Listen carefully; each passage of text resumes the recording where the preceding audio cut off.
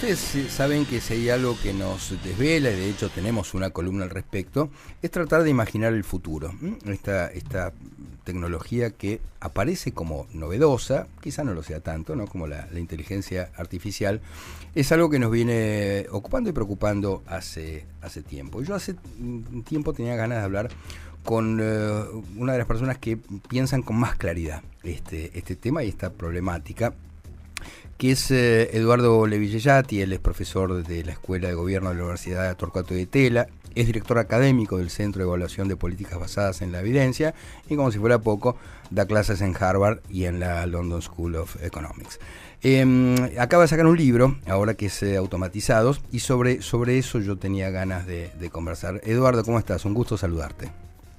Hola Federico, ¿cómo están ustedes? Bien, muy bien. Bueno, tengo tantas preguntas para hacerte, no sé por dónde empezar, pero empecemos por el trabajo. No solamente por cómo va a ser el trabajo en el futuro, que también, por supuesto, sino que yo creo que lo que está pasando ahora viene a poner en cuestión precisamente el concepto de trabajo. Y uno se pregunta, yo me lo pregunté siempre, pero quizá con más fundamentos, ¿para qué trabajamos? ¿No? Porque muchos vemos que la vida de cada uno de nosotros gira en torno del trabajo, y a veces cuando uno se pregunta, bueno, ¿para qué? ¿Para qué trabajo? ¿No? ¿Qué sé yo? 8 horas, 6 horas, 12 horas en muchos casos, y se nos va la vida en eso, digamos, que se convierte en el centro, en el eje de nuestra existencia. Vamos a empezar por ahí. ¿Por qué trabajamos? Mira, hay varias respuestas a eso. Hay algunas que son objetivas. Como dice la Biblia, nosotros tenemos que ganar el pan con el sudor de nuestra frente, y el trabajo en muchos sentidos es eso. Es la obligación del padre o de la madre de familia de pagar la olla. Y hay un condicionamiento económico ahí muy fuerte que ha hecho que el trabajo adquiriera una connotación distinta a la que en un momento tuvo que haber sido. Hoy la gente trabaja en función de una remuneración. Es inconcebible hoy, o es menoscabado, el trabajo sin remuneración. Se lo ve como un hobby, se lo ve como algo secundario. Entonces hacemos cosas que no querríamos hacer porque tenemos que ganar dinero. La tecnología, la inteligencia artificial, la posibilidad de producir con una máquina o un programa abre la puerta, redistribución mediante, para repensar qué es lo que queremos hacer, porque no todo trabajo es trabajo remunerado. O sea, si vos miras la historia, filósofos griegos tenían una vida muy activa, pero ninguno de esos muchachos trabajó nunca en su vida. Totalmente. No vivían filosofar. Los aristócratas que ves en las novelas victorianas, o bueno, a lo largo de la historia, la novela de Jane Austen, por ejemplo, ninguna de esas personas trabajaba. Sí. No digo que eso sea virtuoso, no, pero que digo que el condicionamiento del trabajar para vivir, que hoy es, yo creo que la base de las razones por las que trabajamos la mayoría de la gente, son relativamente recientes y locales. Si resolvemos eso, se abre la pregunta que vos decías, bueno, y ahora entonces, ¿para qué vamos a trabajar? O dicho de otra forma, ¿qué tipo de actividades queremos hacer que nos hagan sentir un propósito, que nos acerquen a nuestra humanidad? Pero entonces te das cuenta que revertís completamente el concepto de trabajo tal como lo tenemos inercialmente ahora. Acá Roberto Sicher, que es precisamente quien es nuestro columnista en materia tecnológica, en materia de innovación, y es muy lector y muy admirador tuyo. De hecho tiene tu libro firmado, este último firmado. Te quiere hacer una pregunta. ¿Qué tal? Buenas tardes, Eduardo, ¿cómo estás? Muy bien. Vos iniciás el libro con 4 preguntas. Una de ellas es que deriva de esto que están hablando, es ¿qué haremos con el ocio? ¿Cómo llevamos adelante una vida sin trabajar? Mira, hay respuestas dependiendo de dónde vengas.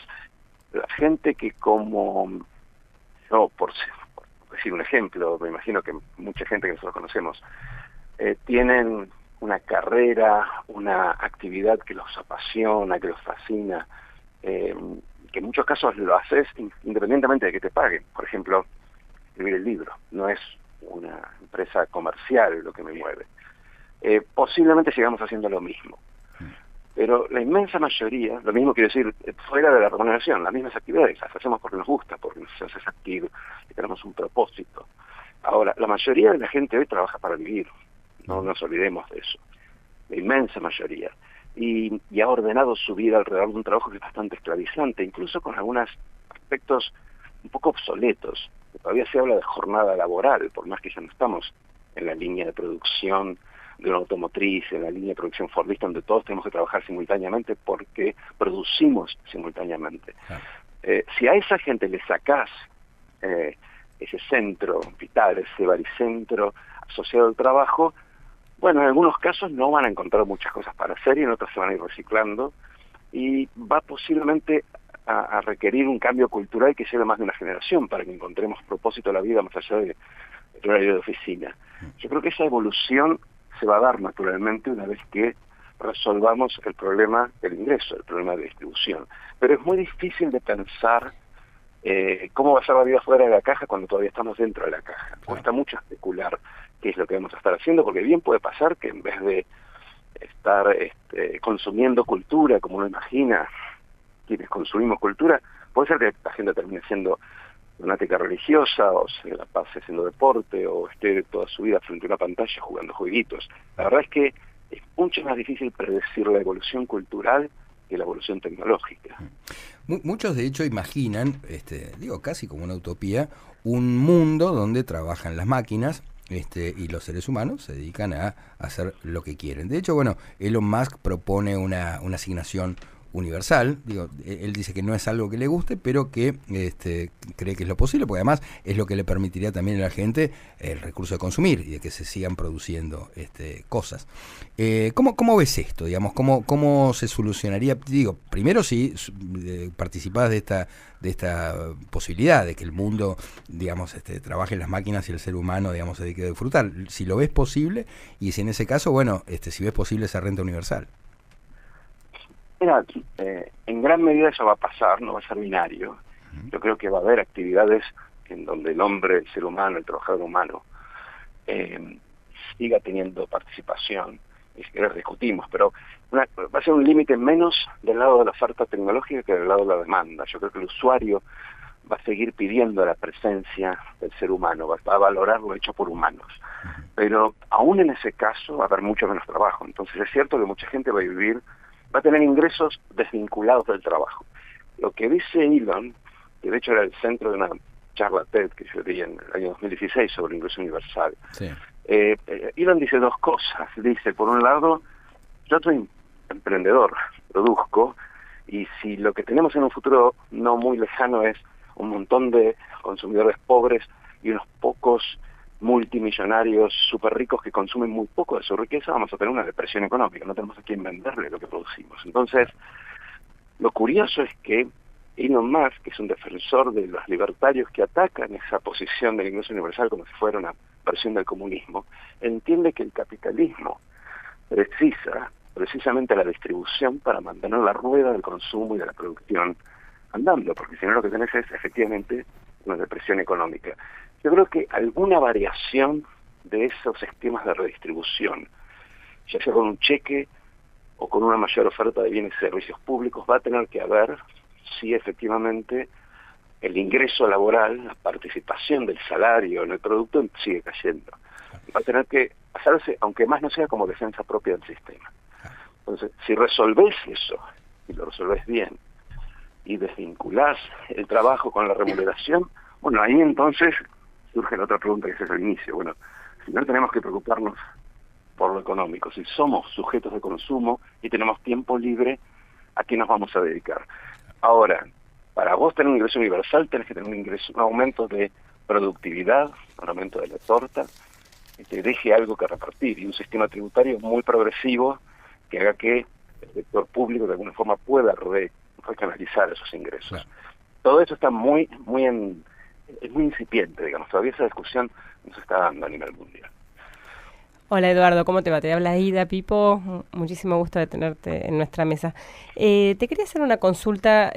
Hace unos pocos años, cuando se empezó a popularizar la inteligencia artificial, decíamos que es una herramienta revolucionaria, después le empezamos a decir algo así como copiloto, y ahora ya hay algunos que están aventurando que es como una nueva especie. ¿Vos de qué lado estás? Yo no creo que sea... A ver, hay mucha gente que hace muchos años que decía eso. Arthur Clarke, escritor de ciencia ficción, que escribió la novela que dio lugar a la película 2001, un tipo con grandes ideas, en los 60 decía que la máquina nos iba a reemplazar a nosotros como nosotros reemplazamos al Neandertal, que era una especie superior. Para eso uno debería pensar que esa máquina, digo máquina por decir todo lo que es inteligencia artificial, física o en la nube, tiene conciencia, es sintiente, llegas a la superinteligencia, lo que se denomina la singularidad. Yo creo que todavía estamos muy lejos de eso. O sea, lo que nosotros tenemos son programas o algoritmos que imitan al ser humano y hacen lo que nosotros hacemos mejor que nosotros en muchos casos, y cada vez más. Pero siguen haciendo lo que nosotros hacemos, no son organismos independientes. Y te voy a poner un ejemplo de Arthur Clarke. En la película 2001, la computadora que lleva la nave al espacio intenta asesinar a los 2 astronautas que están en la nave. Y uno imagina, eso es como Skynet, como Terminator. La máquina se revela contra el ser humano, pero lo que está sucediendo, que es mucho más realista, es que la máquina está programada para llegar a una misión y intuye que los seres humanos la van a desconectar porque está funcionando mal. Lo único que hace la máquina al matar a los humanos es ejecutar un programa que está preconcebido por humanos. Entonces, esa máquina no es sintiente, es muy inteligente en algún sentido, pero no es sintiente. No es una especie superior, es en todo caso una copia extraordinaria de cosas que nosotros hemos producido en nuestra historia. Claro. Vos sabés que yo no puedo evitar, me imagino que vos tampoco te des haber privado de jugar un poco con el chat de GPT, y es un poco impresionante, porque te entiende mucho más de lo que vos esperabas que te entendiera, y es más, en un punto te entiende, a ver, un sentido que por ahí vos a la pregunta que le haces no le encontraste y solo se lo encontraste después que le hiciste la pregunta. Digo, quienes nos dedicamos a escribir, en tu caso o el mío, yo no dejo de sentir un cierto escozor, porque además uno ve que evolucionan día a día, que no, digamos, que no contestan de la misma manera un martes que un miércoles. Yo no sé si percibís esos cambios y si compartís ese escozor. No, por supuesto que percibo los cambios y de hecho es natural que así sea porque son sistemas que están continuamente entrenándose. Son sistemas que se basan en modelos ya preentrenados, pero luego reciben, primero antes de salir a la luz, el feedback del ser humano, de los entrenadores humanos, y después más adelante de la interacción que tenemos nosotros con el programa, y por eso a veces te preguntas si esta respuesta está bien. Se va aprendiendo. Y va aprendiendo de manera exponencial, o sea que eso lo vas a ver. De hecho te diría más, muchas de estas inteligencias artificiales, sus diferentes versiones, son más precisas en leer las emociones y las respuestas humanas que el mismo ser humano, lo cual eso tiene un escalofrío en algún sentido, y por eso que se habla de que pueden hacer terapia o pueden cuidar gente, etcétera. Dicho todo esto, vos sos escritor, yo de hecho he escrito, he publicado 3 novelas, o sea, hablemos de lo sé, escritura claro. de ficción. Yo no sé si voy a estar muy interesado en leer una novela hecha por inteligencia artificial. Posiblemente sea una curiosidad, la primera que sale. Pero a mí me interesa esa imperfección, esa aura, como diría Benjamin, esa imperfección de lo hecho por humanos, más allá de una cuestión utilitaria o eficientista. Entonces, es cierto que va a poder escribir novelas del mismo modo que escribimos nosotros, imitando un montón de gente, regurgitando las obras maestras de la literatura, pero no creo que el consumidor quiera consumir ese producto artificial, o por lo menos no creo que vaya a llenar su biblioteca con eso. Entonces, yo creo que hay un límite para ciertas actividades creativas, artesanales. Música, no voy a ir a un concierto de una computadora, yo quiero ver al músico, y en el riff. Entonces, hay mucho de humano que va a resistir del lado de la demanda, más allá de que la máquina pueda efectivamente imitarlo. Totalmente. Sí, además la literatura es para yo, qué sé yo, le he pedido que me escribiera determinado argumento como lo escribiera Borges, por ejemplo, y por ahora lo hace muy mal. Se nota que es apócrifo, se nota que no está bien hecho, transita los lugares comunes o lo que se dice de esa obra, pero tampoco creo que le falte demasiado para mejorarse. Ahora, por eso te digo, te digo que no va a ser del lado de la oferta. En algún momento lo va a poder hacer, y la pregunta que vas a hacer vos como lector es, bueno, pero ¿realmente quiero un producto artificial o quiero un autor? Claro, totalmente. Vos en el libro decís que la inteligencia artificial va a poner en crisis a la institución educativa. ¿Cómo ves que va a cambiar la educación con el uso de estas nuevas tecnologías? La va a poner aún más en crisis, porque la institución educativa está en crisis hace décadas, atrasa mucho. Pero en algunos puntos, yo te diría dos aspectos cruciales, creo que esto agrava la situación. Lo primero es que la inteligencia artificial reemplaza la inteligencia, reemplaza el conocimiento. Y nosotros históricamente pensamos en la educación para el trabajo, la educación para la inclusión social, como una transferencia de conocimientos. Entonces, la pregunta ahora que nos tenemos que hacer como educadores, yo doy clases todas las semanas, es ¿qué tipo de conocimientos quiero transferirle a una persona, siendo que esos conocimientos no van a poder competir con la máquina que prepara conocimientos? Si yo voy en directa competencia con la inteligencia artificial, voy a perder. Entonces, ¿qué tipo de formación? ¿Qué es lo que nosotros entendemos por conocimiento, por aprendizaje, cuando existe un algoritmo que muchas de esas cosas las hace mejores que nosotros? ¿Cuánto de eso dejamos? ¿Qué otras cosas agregamos? Creo que eso es fundamental. Y lo otro que creo fundamental es que el concepto de carrera, de estudiar 6 años para después trabajar 30 años en una disciplina y jubilarme, eso hace años que no existe. Pero ahora el nivel de rotación y flexibilidad en el derrotero de la carrera va a ser mucho mayor. Entonces, la longitud de nuestra formación, la forma estanca, muy compartimentalizada en silos, muy larga, muy enciclopédica, está totalmente es redundante en un sentido y se pone mucho más en evidencia con esta tecnología. Un tema que me inquieta, por mi parte la última pregunta, es qué va a pasar con, por ejemplo, con la justicia, con la política, porque si vos considerás lo que está pasando a partir del surgimiento de la blockchain, de Bitcoin, de Ethereum sobre todo, empiezan a haber contratos inteligentes, y esos contratos son muy inteligentes y no hace falta la participación de humanos. Y uno viendo que la justicia es mala, realmente en muchos casos pésima e injusta, te lo pregunto también, ¿no? Con cierto escosor, ¿será posible que alguna vez la justicia se administre vía contratos inteligentes, digo, y a tal efecto, tal consecuencia, digo, de manera completamente sin la parcialidad que significa la opinión humana? Mira, es bueno que cites el tema de la justicia, porque nuevamente, y esto hay muchos trabajos escritos, algunos bastante conocidos, si vos agarras un algoritmo y lo entrenás con lo que han hecho los hombres, ese algoritmo va a aprender de los hombres y las mujeres, de los humanos, y va a ser tan sesgado como lo es la humanidad. Y de hecho hay casos en donde se muestra, por ejemplo, el algoritmo para establecer si un preso puede tener derecho a libertad bajo palabra en Estados Unidos, que se usa en varios estados, es racista, porque está entrenado con información de una sociedad que en su justicia tiene un sesgo racista. Entonces, digamos, no va a perfeccionar. Después, obviamente, vos podés poner a alguien ahí a tocarlo, a toquetearlo y decirle no seas racista. Entonces cambiás el programa para crear un sesgo contrario. Entonces te pasa como lo que le pasó al ilustrador de inteligencia artificial de Google, Gemini, en donde te aparecían soldados nazis negros. Porque vos querías meterle la onda woke, la diversidad, y resulta que generaste un monstruo, generaste algo que era irreal. Es muy difícil eliminar esos sesgos. La inteligencia artificial no los elimina, porque en ese sentido es bastante pasiva.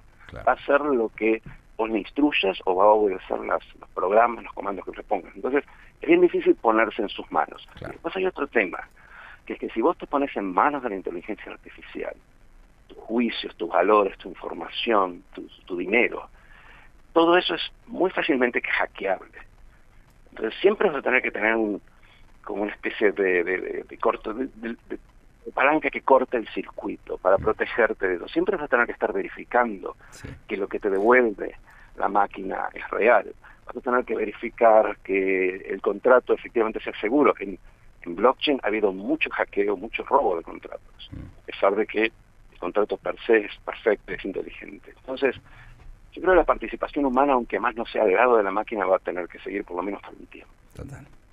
Eduardo, apasionante, de verdad que es apasionante, así que estamos ahí muy enganchados con automatizados, y un gustazo, ya pronto seguramente te vamos a volver a molestar porque esto cambia día a día, y nos interesa mucho tu visión. Muchísimas gracias, un abrazo enorme, y le recomendamos a la gente, por supuesto, leer Automatizados, el libro de Eduardo Levillellati y Daria Judzik. Muchas gracias. Chao, hasta la próxima. Gracias.